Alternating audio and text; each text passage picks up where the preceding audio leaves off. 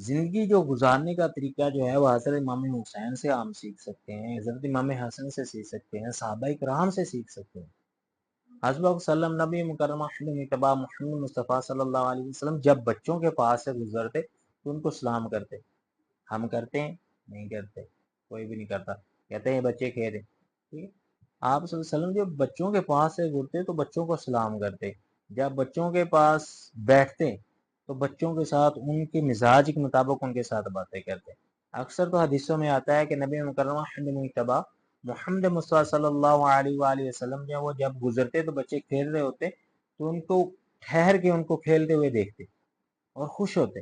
اور کبھی کبھی تو ایسا ہوتا کہ آپ نبی مکرمہ مجتبیٰ محمد مصطفیٰ صلی اللہ علیہ وسلم بیٹھ جاتے اور بچے کو کہتے کہ آؤ یار مجھے ملو تو صحیح، اور جب ملتے وہ زور سے آگے جب پھر ڈالتا تو رسول صلی اللہ علیہ وسلم پھر نیچے گرتے اور فرماتے